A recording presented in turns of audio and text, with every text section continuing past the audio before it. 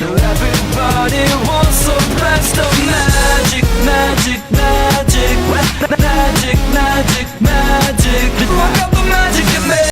It's Wednesday at Bob's Magic Emporium. Time for the next all-new Magician 101, the show for all magicians. We have a lot of great questions. Before I jump into them, though, I do want to remind all of you about the new show, Challenging Tuesdays, premiered yesterday on my YouTube channel. So go check that out. It's the show where you can challenge me to do a magic trick with an item. It's going to be a lot of fun, and it's gotten a lot of good praise. So thank you guys for all the wonderful praise on that Challenging Tuesday show. And if you want to get on the fun of that show, all you got to do is go to the yesterday's Challenging Tuesday video and leave a comment of the item you want to see me do a magic trick with next week. I'm looking for an item you'd find in your bedroom. An item you find in your bedroom. Alright, so also we're back and better than ever after a week hiatus from this show because I was at the beach last week, if you didn't know. That's why there was no Magician 101 last week. But we're back and we're going to keep this show going. Alright. First question comes from Caleb Casper. Hey Bob, I have a few questions before I get to them. I'd like to say thanks for the tutorial on the Buns of Steel trick. LOL. That was cool, weird, and funny at the same time. Also, did you enter in the Magic Geek Mystery Box giveaway? Because I did.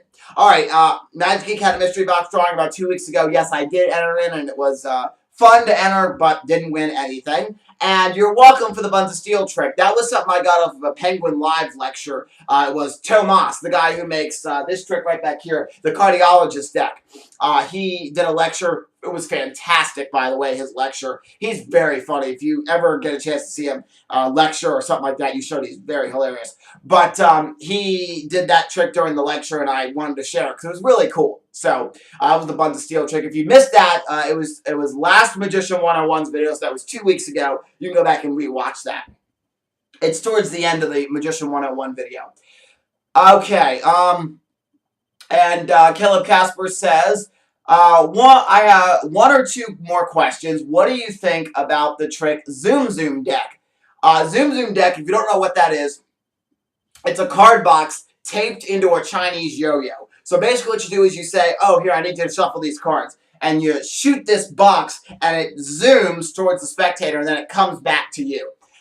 It's kind of a gag. Because of the way it's configured, the Chinese yo-yo is taped inside of the box. So you can't put a deck of cards in there. So you can't just like do it, have the cards return and say, I'm going to shuffle the cards. You can't do that because you can't put a deck of cards in the box. So all it would really be for is just to do as a little gag, maybe leading up to a card trick. I would never do it.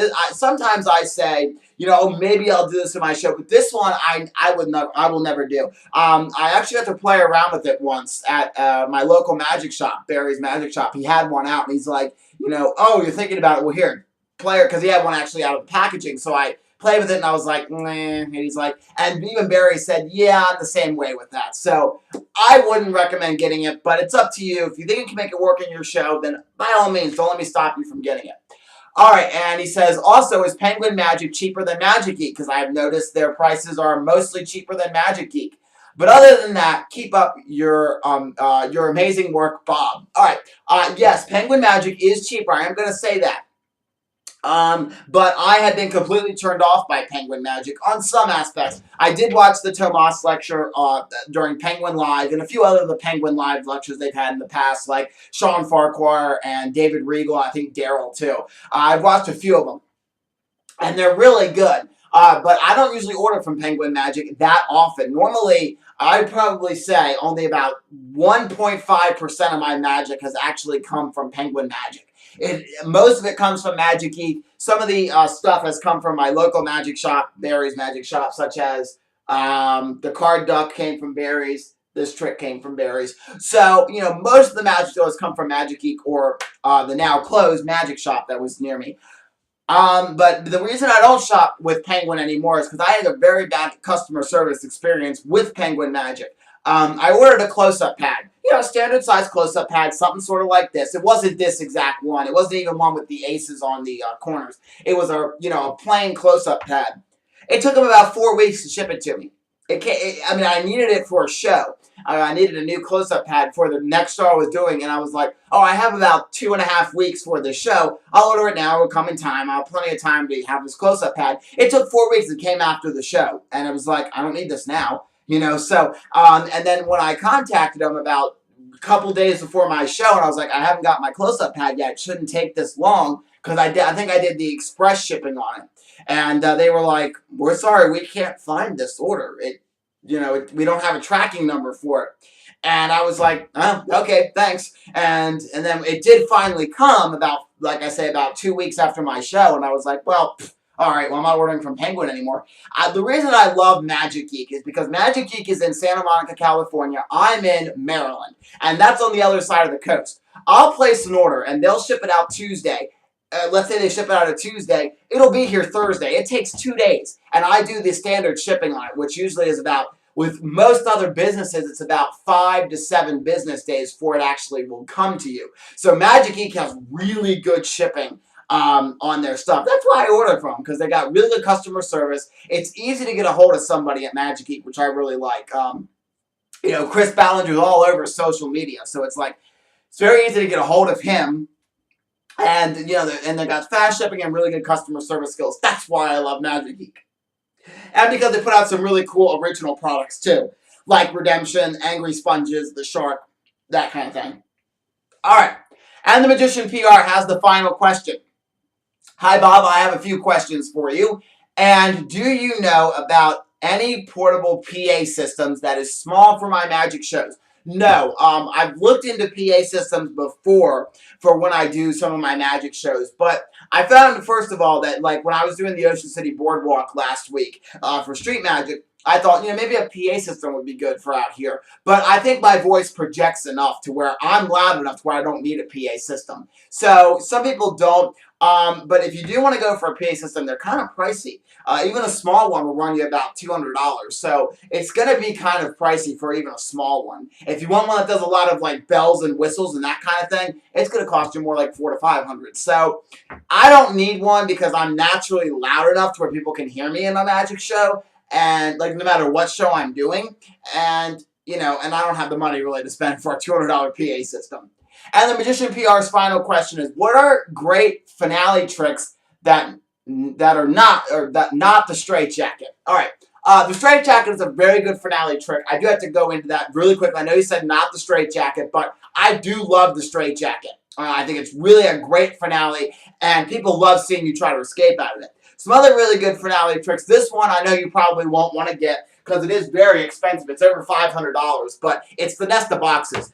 I recommend, if you're going to be one of those magicians that does a lot of shows, like I do a lot of shows. This thing has already paid for itself. But if you do a lot of shows, I recommend getting this, especially if you do a lot of stage work or even kids' birthday parties. Kids even love this trick. And, some magicians will not do this in a kid's show because they don't think kids will like it. But trust me, I've done this Nesta boxes trick, and kids really do like it as a closer for a show. I usually, what I do is I close with perfect penetration where you punch a pen through a dollar bill. Then I'll do the counterfeit detector. And then I'll do the Nesta boxes. Somebody will be holding on to this the whole show. I do this, and then I go right into the straitjacket as my final thing. But I know this is pretty pricey, so some more good closers in your price range. I'm sure you're probably not going to be able to spend $500 on a Nesta boxes, but some really good stuff for closers. Dirty Pool is a great one for a street magic closer or a close-up show. Dirty Pool is the one with the pool balls on the cards. Then at the end of the trick, the spectators are picking pool balls, and at the end they're left with one, and then that comes out, and that's your revelation at the end where you have the same matching pool ball. And it's a standard pool ball too. I have them down here, but it's a standard it's an actual pool ball from an actual table, from an actual pool table when it comes out. So it's a really neat little revelation. Another really, and that's great for street and close up. I don't know what kind of magic you're doing, so I'll give you some more kind of all general examples. Kids shows, great ender for a kids show. Would be a rabbit production. If you do any kind of rabbit production type stuff, that's a really good ender for a kid's show. I'm having a terrible time because normally what I do is Dirty Pool as one of my closers. Oh, and Bill Abbott's Celebrity Smartass. That's a really good one that I do for my closers, where you have cards with celebrity first names on them. They give you the last name, and they pick a celebrity. and then you open up this prediction. It's them as a baby. You open it up, and then it's them naked. The baby's naked, and then you turn it over, and you show it's a picture of them now, which is a really great trick too. I do that for my Street Magic as one of my closers too, and I also do it. For stage as well. I'll do it on stage as a closer as well. Another really good trick that I do, one that Chris Ballinger taught on one of the Magic Geek instant downloads. It's the card forcing instant download, but it's my grandfather's favorite card trick. Basically, I have my hat is down here. Let me get my hat.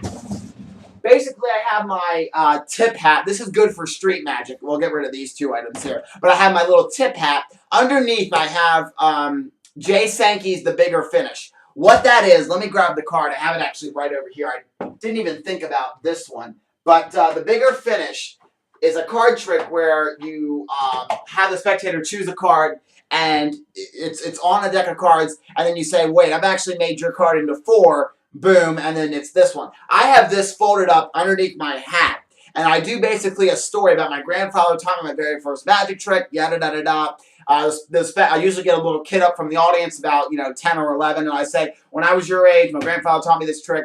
I force him a card, and then I lift up the hat, and then I talk about how the card's going to turn red. Oh, it didn't turn red. Uh-oh. I use a blue back deck of cards. Then I say, oh, it's going to fold itself into 4 cards. It doesn't do that. And I say, well, my grandfather always says, keep a good card trick under your hat. I lift it up. There's a card under there. It's red. It's folded up into 4s. They open it up, and it's their card. That's a great finale, especially for Street Magic, because I pick up the hat, and I say, my grandfather always said, keep a good card trick under your hat. I pick it up, and you're in a great position to pass the hat in your street show. So that's a really great trick for a good ending. Basically, if you still want more tricks for an ending, like maybe you're doing stage work or birthday parties, and you still want more tricks as a really good ender, a great thing you want to do is go through your entire show. So if you're doing a kids show, go through your entire kids show and find out what trick is the best, the one that has the best magic moment. So, like in my show, this one has the best magic moment because of the fact that a signed bill that they saw getting shredded in my counterfeit detector ends up in a box that somebody has been holding throughout the whole show.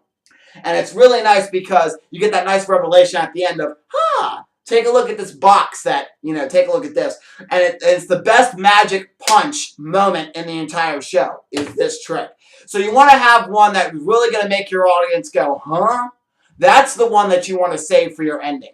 If you don't have any of the tricks that I listed, or you can't get any of the tricks that I listed, then go through the tricks you do have. Go through your show, whatever style of show you may do, and find out and pick the best trick that you have that makes your audience go, what? Or, huh? Those are the ones you want to have for your closer. And you want to make sure that those are put right at the end. You don't want to do a trick like the nest of boxes first, because then all the rest of the tricks going down your show are going to be less and less impressive. You want the most impressive one at the end of your trick, at the end of your show. All right, that's going to do it. Thank you so much for the wonderful questions. Sorry about the long explanation to your question, Magician PR, but just a lot to talk about there. All right, that's going to do it for this week. Make sure to leave your questions down below for next week. I'll give them an answer, and I'll see you next Wednesday for an all-new Magician 101. You know how to mix up cards? You say, you are not cards. You are not cards. The magic karate works. Whoops. Okay. Yes. Perfect. Of course, you get the 2 tubes, and you get a certain amount of bottles. Let me grab a party. Adults love the trick too, don't get me wrong, but I think kids love it a little bit more than it looks. It looks like you're actually taking and shuffling the cards.